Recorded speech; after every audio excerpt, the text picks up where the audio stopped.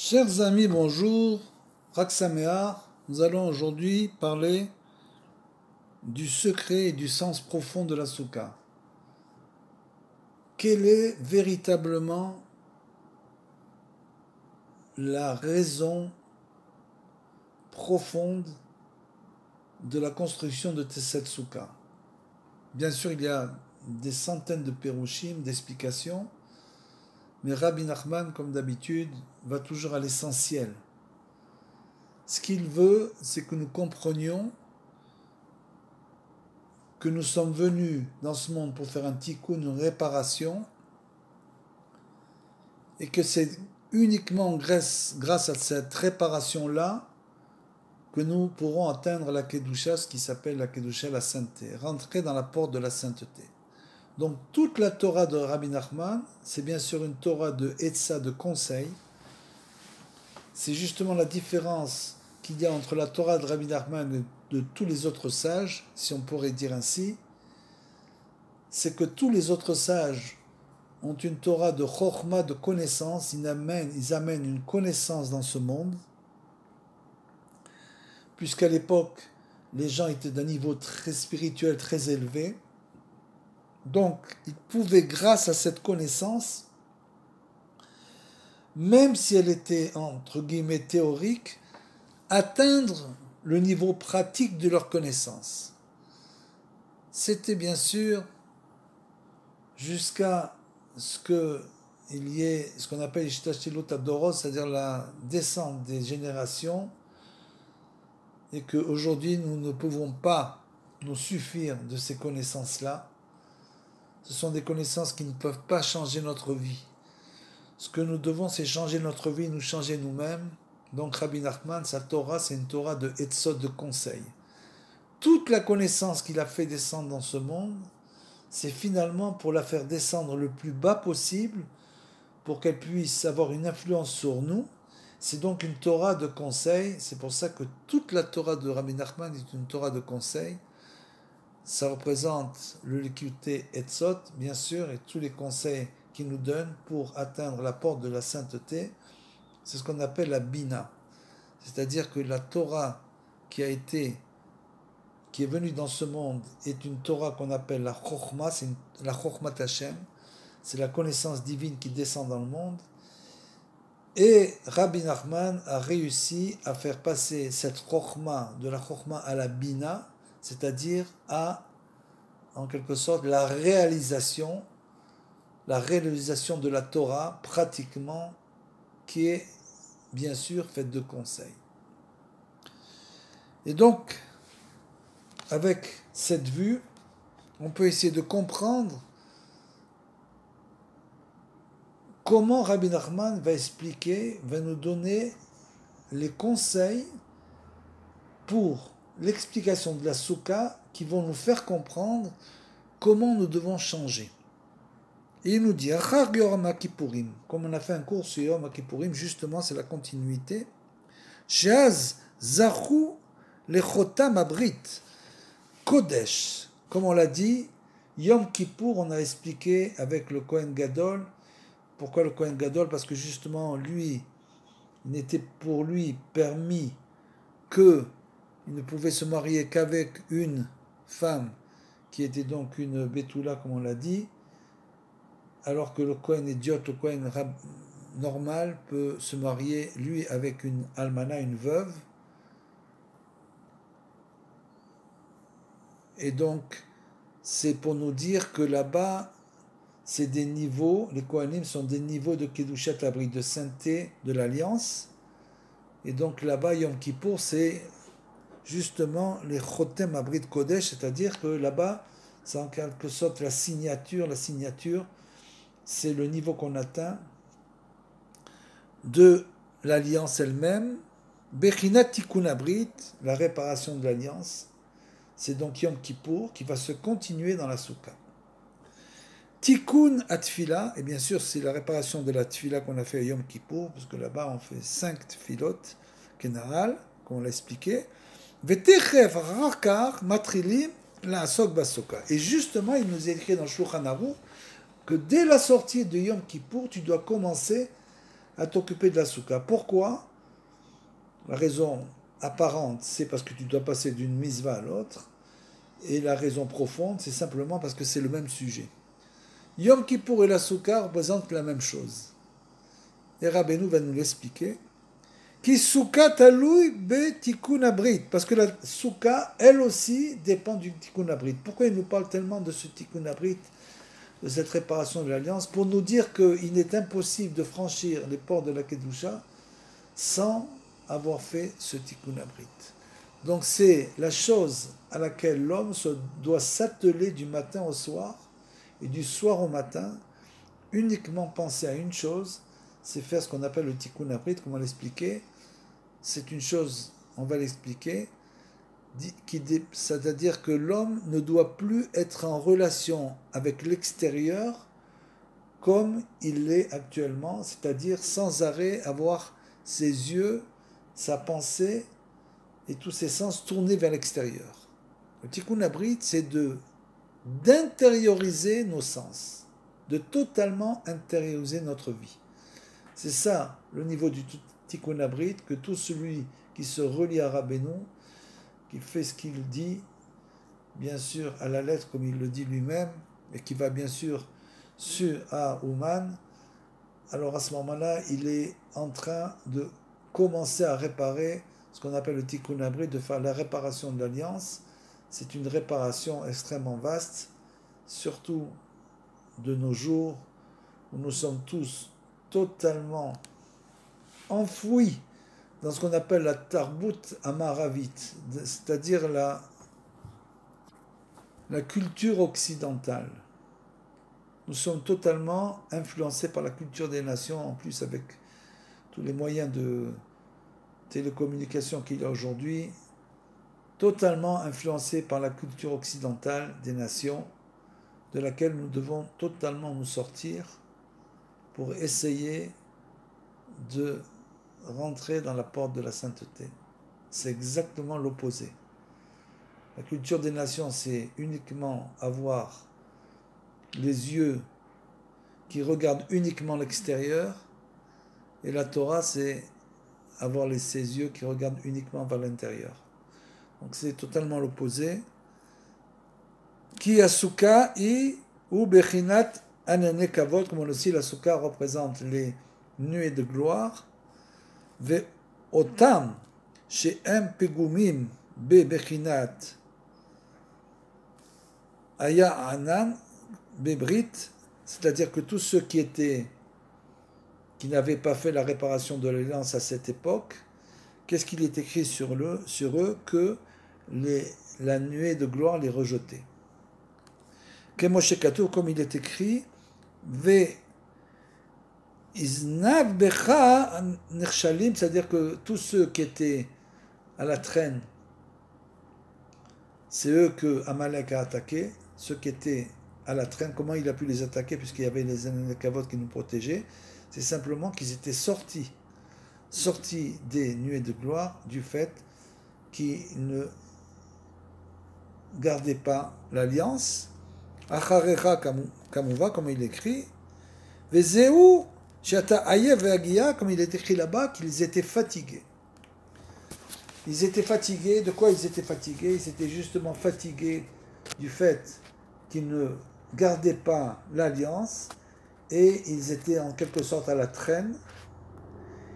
Ils étaient tous à la traîne et fatigués. Et c'est eux que Amalek a attaqué. Pourquoi? Parce qu'ils étaient sortis, ils avaient été rejetés à cause de ça, des nuées de gloire.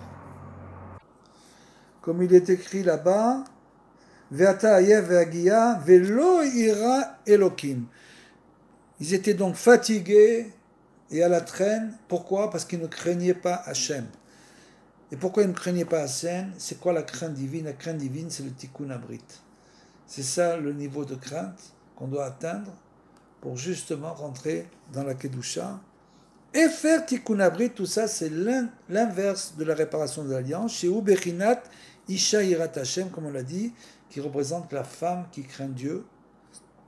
Chez Malchut de Kedusha, qui correspond bien sûr à la royauté de la Kedusha. C'est ce niveau-là qu'on doit atteindre. Kenal. Sheu Bechinat Tikkun Atfila, bien sûr, c'est la réparation de la tfila, puisque Rabbeinu nous le dit très souvent, qu'on ne peut atteindre le niveau de la tfila et de l'Edbo des doutes que si on a fait le Tikkun Abrit.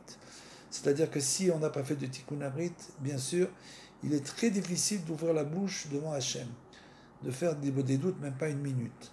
Donc c'est ce Tikkun Abrit là qui va nous aider, qui va en quelque sorte, on va le voir comment, arriver à ouvrir notre bouche.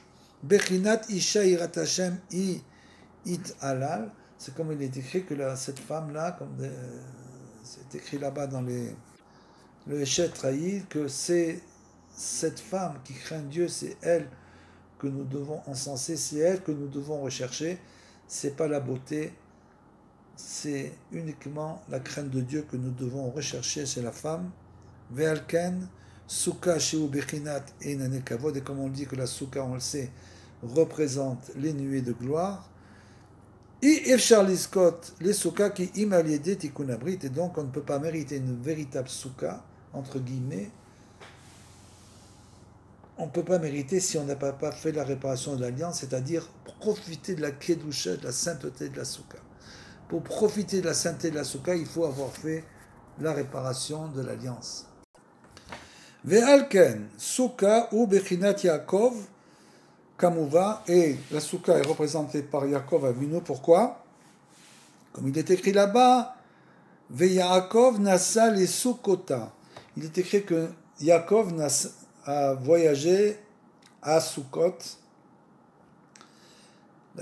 l'endroit qui s'appelait Soukot, pour nous dire que c'était bien sûr, c'était une allusion à la Souka, qui Yaakov ou Bechinat Ira, parce que lui, il a atteint le plus haut niveau de crainte divine, comme on le sait, que Yaakov Avinu avait fait totalement le Tikkun Abrit, totalement, puisque il est écrit dans les écrits que le Harizal écrit qu'il n'avait pas sorti une goutte de semence jusqu'à ce qu'il se marie.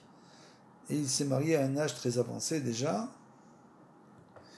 Ve'alken ikar tikkun atfila al yado kemo shekatuv ve'Yaakov ma nora hamakom hazeh. C'est pour ça que Yaakov avait atteint le niveau de la tfila, ce niveau très profond d'attache avec Hachem, puisque quand il est arrivé où il est arrivé, il a dit comment cet endroit, c'était l'endroit du Beth Amikdash, comment cet endroit, je ne savais pas que cet endroit était un endroit aussi incroyable. En zekiim bet Elokim et Shar Hashamayim, comme il a dit, j'ai compris que ici, c'est la porte du ciel, c'est la maison de Hachem. Et puisqu'il est arrivé à l'endroit, à l'endroit du Beth Amikdash, il a réalisé ça après justement qu'il ait fait le rêve de l'échelle. Donc il était là-bas arrivé sur l'endroit du Beth Amikdash, et donc c'est l'endroit d'où montent toutes les prières, toutes les tfilotes. Et grâce à son Tikkun Abrit, Yaakov Avinu est arrivé à ce niveau de sainteté de pouvoir faire que cette tfila était directement reliée à la porte du ciel. Chez Zebechinat Shlemut Aliot Atfila, comme on l'a dit, c'est ça. C'est donc là qu'il a atteint la plénitude. On sait que Yaakov a atteint la plénitude. Aliot Atfila, et que ses prières étaient totalement réparées. Les Bechinat Baït, comme on le sait, représentant, ça c'est Rabbi Nachman qui l'explique dans le Kouté Moharan, qui représentait la maison, c'est-à-dire l'endroit intérieur où l'homme fait sa réparation. Puisqu'on le sait, Abraham représentait la montagne, Yitzhak le champ, comme c'est écrit dans les psukim, il est arrivé le soir dans les champs, et Yaakov la maison. Aliédé Bechinat Ira, puisqu'il avait atteint ce qu'on appelle véritablement la crainte divine, Be divrei Rabbi Nuzal, comme c'est écrit, Vekol ze zacha aliédé sheshamar berito beyoter va'aita mitato shlema, comme il est écrit là-bas que son lit, c'est une allusion pour nous dire que son lit était entier, il n'avait fait aucune faute à ce niveau-là. Ve'alken zacha le bechinat souka, c'est pour ça qu'il a mérité ce qu'on appelle la souka Kanahal, on va l'expliquer. Ki souka ou bechinat da'at gadol, parce que la souka représente une connaissance, une très grande connaissance, très profonde et très haute connaissance, bechinat roi kodesh, qui est de l'ordre de l'Esprit Saint. C'est-à-dire que la souka est un endroit d'une sainteté, d'une très grande sainteté, où là-bas se déploie en quelque sorte le roi Kodesh, l'Esprit Saint, bechinat makifim, comme on le sait, ce sont les nuées comme des nuées de gloire, les nuées extérieures qui enveloppent la souka, ce sont donc ce qu'on appelle les makifim. Chez Ifshar Liskot la Da'at Azeh, qui im alidé Shmirat Abrit, on ne peut pas mériter ces makifim, ce sont des nuées qui entourent la souka. Grâce, on ne peut pas mériter si on n'a pas fait la réparation de l'alliance, chacun à son niveau bien sûr. C'est quoi les makifim?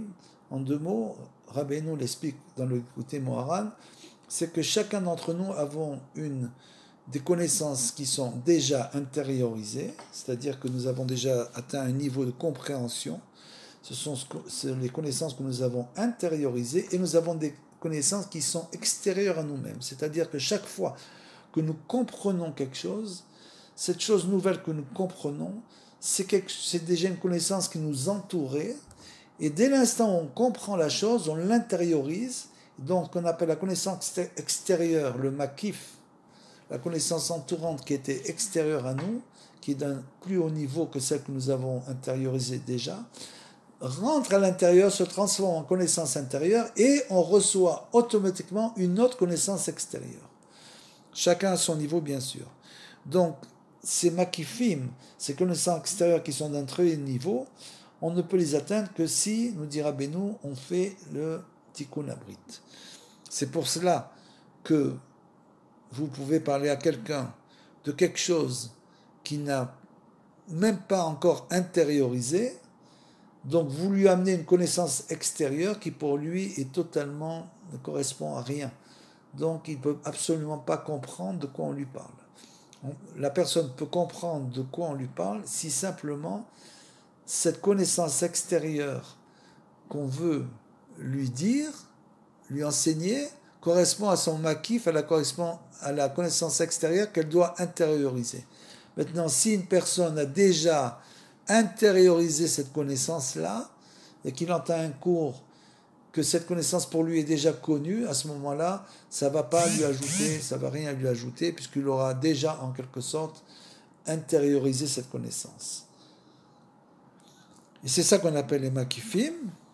Et donc, chez I-Efshar Liskot le Bechinat Souka, Bechinat Makifim, on ne peut pas mériter véritablement, puisque dans la Souka, ce sont des makifim, des connaissances extérieures, des nuées de gloire qui sont très très élevées, qui imalidé chez Kadesh, Shibat Amerot, et comment on peut faire ça, la Kedushat Abrit, comment on peut faire le Tikkun Abrit, la réparation de l'alliance, c'est simplement en sanctifiant les Sheva, les sept lumières que nous avons au niveau de la tête, chez M. Sheva, Negve Amoar, qui sont les 7 trous qui se trouvent au niveau de notre tête, c'est-à-dire les 2 yeux, sanctifier notre vision, les oreilles, sanctifier notre ouïe, ce qu'on va entendre. Il faut aussi à ce niveau-là ne pas entendre n'importe quoi, mais entendre des paroles de Torah. Ce sont les 2 narines qui correspondent à la crainte divine, et finalement la bouche, la 7e nérote, des nérotes, c'est-à-dire la 7e lumière, qu'on doit sanctifier bien sûr notre parole, c'est aussi très très important. Donc c'est ça, la sanctification des Sheva Nerot, qui correspond donc à le Tikkun Abrit, la réparation de l'alliance. Alors maintenant, où est-ce que c'est écrit que ces 7 lumières représentent la Souka? Il va nous le dire. Negve Amoar, Dayenu, Inyanav, comme on l'a dit, c'est les 7 orifices. Chez Kedushat Kol Elu Advarim Talui Be Kedushat Abrit, comme on l'a dit, ces choses-là, c'est grâce à cela, en sanctifiant les 7 lumières que nous avons au niveau de notre tête, c'est uniquement comme ça qu'on peut arriver à la Kedushat Abrit, naturellement. Ve'alken, Souka, She'en ba shevat tfachim, et c'est là l'allusion, comme il est écrit dans la halacha, une souka qui n'a pas 7 tfachim, c'est-à-dire à peu près 50 cm. Chaque côté doit être d'un minimum de 50 cm, ce qu'on appelle les shevat tfachim.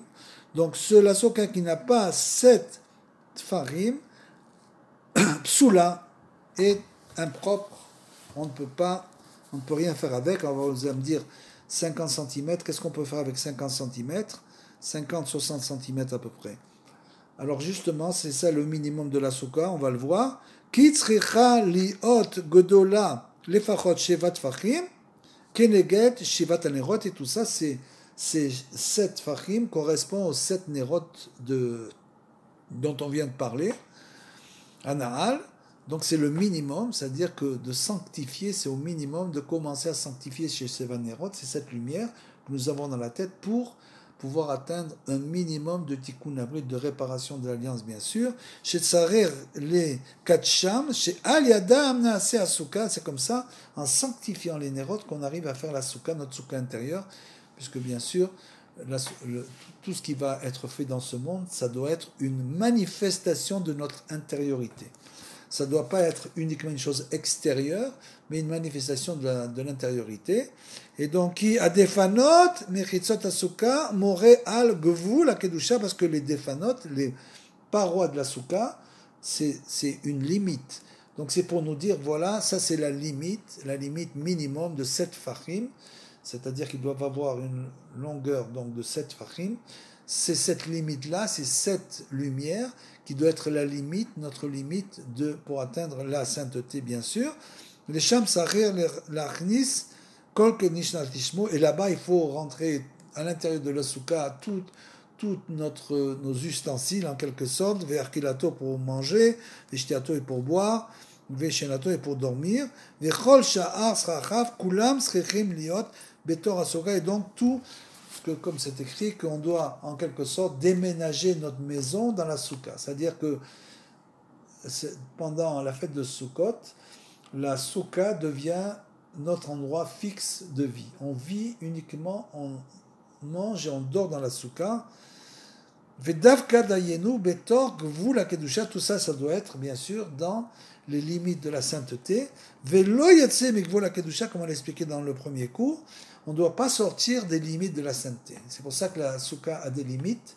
Bon, ça, c'est la limite minimum. La limite minimum, c'est 50, on va le voir, 60 cm. On va le voir comment on peut se servir d'une soukha pareille.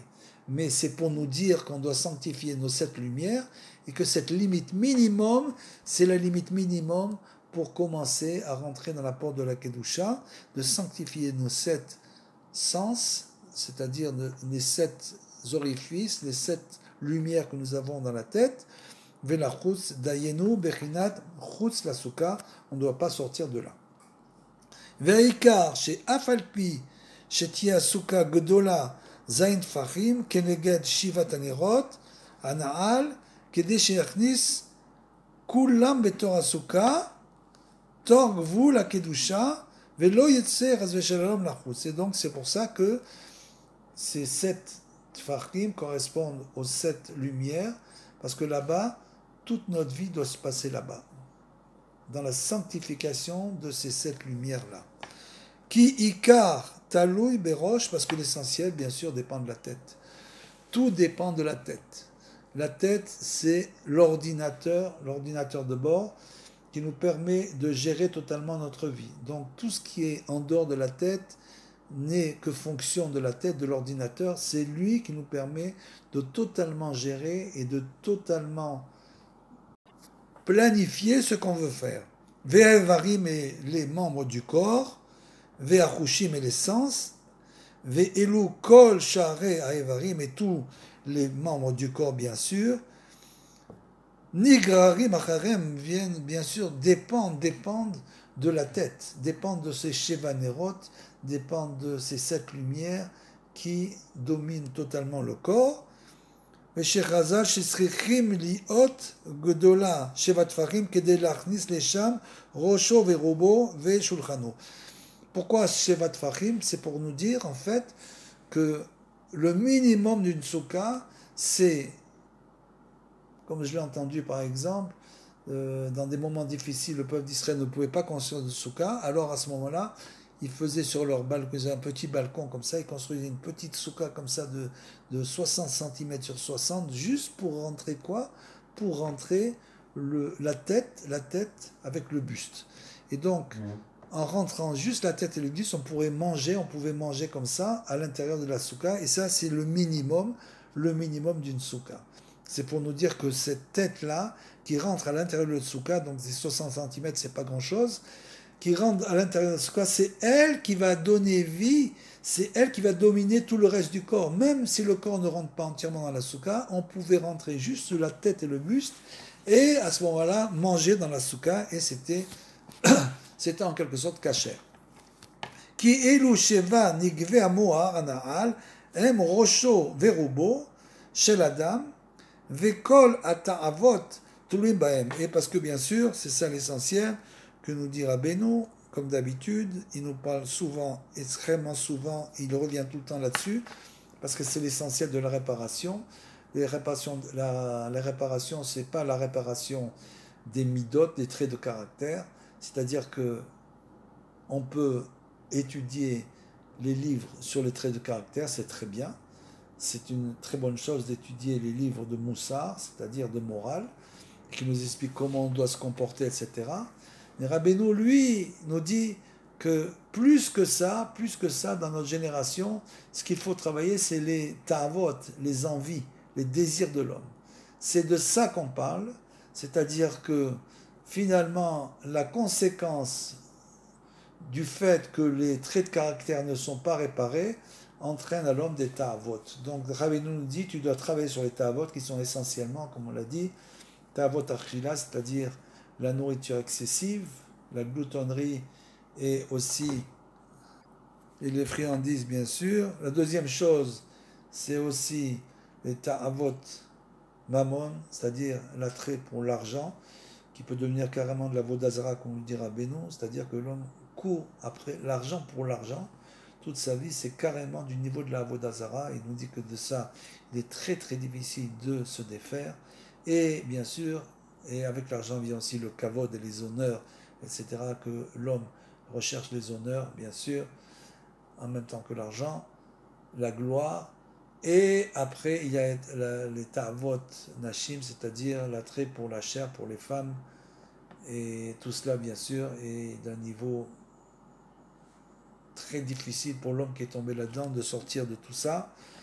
C'est uniquement en sanctifiant, c'est commencer par sanctifier ces Shevanerot, ces 7 lumières, et en faisant tous les tikkunim de Rabbeinu, bien sûr. Sans ça, c'est carrément impossible de pouvoir se réparer. Impossible. Il faut aller chez Rabbeinu, faire ce qu'il nous a dit, verser des pièces de la Tzedaka, faire le Tikkun HaKlali, venir à Ouman Rosh Hashanah. C'est uniquement comme ça qu'on peut arriver à se réparer. C'est le seul moyen pour ceux qui sont tombés extrêmement bas, bien sûr, comme le dit Rabbeinu, que dans la génération, on n'est pas d'un niveau très élevé, donc on a tous besoin de réparation. Autrement, simplement, on veut vivre sans rentrer jamais dans la porte de la Kedusha, c'est-à-dire sans approcher, mais le Yetzer Hara est tellement puissant, tellement fort, qu'il va nous détourner à chaque fois. Et donc en rentrant la tête, c'est Shevanerot à l'intérieur de la soukha minimale qui est de 60 sur 60, on l'a dit, Veikar, Taloui, Sheikanes Otam, Betor Agvu la Kedusha, dont les rentrer à l'intérieur de la sainteté. C'est comme ça qu'on sanctifie nos Shevanerot, nos 7 lumières, Ayede Kedushat Abrit, justement grâce à la. C'est ça qui permet la sanctification de l'alliance. Aval, en la shi'ur les mâles. Par contre, en hauteur, comme on le dit, c'est marqué après. Afal piken, lotiye prutam yesrim tfarim, c'est-à-dire qu'elle ne doit pas être moins de 20 tfarim de hauteur, c'est-à-dire qu'elle doit avoir minimum 1 mètre de hauteur, mais elle ne doit pas être plus de 20 amas, plus de 10 mètres. Donc ça veut dire que le shiur, au niveau de la hauteur, c'est un shiur qui est extrêmement élevé, ça peut être jusqu'à 10 mètres. Donc là, on voit qu'en hauteur, c'est pas la même chose. Pourquoi? Ki adraba kol ma she מתברטת ביותר, בוודאי חשוב יותר כדי להרחיב גבול הקדושה. Parce que là, bien sûr, dans le sens de l'auteur, ce qu'on veut, c'est au contraire faire grandir. On veut élever la sainteté vers le haut. C'est ça qu'on veut. On veut que sur les côtés, qui correspondent au ta'avot de l'homme, il y ait des limites. En ça que l'homme se donne des limites à l'aide de ces 7 nérodes, justement, qu'il arrive à se limiter, qu'il arrive à ne pas tomber dans les visions interdites, etc., etc., sanctifier ces 7 nérodes, mais par contre, au niveau de la hauteur, là, alors là, il peut s'élever énormément. Velartis les sham kol gufo beshlemut, parce qu'il veut en fait rentrer tout son corps entièrement au niveau de la hauteur, bien sûr. Vekol srechav, vekol keli tashmisho, vekol mine tanugim, kulam yesham betor asuka, betor mechisat asuka. Et donc, grâce à sa hauteur, finalement, on peut rentrer, on peut construire une souka qui est viable en quelque sorte. On peut arriver à rentrer dans la souka tout ce qu'on veut rentrer. Velo yetse lachutz chas shalom, et tout ça sans que ça ne sorte à l'extérieur, c'est-à-dire que la souka est englobante, elle est limitée.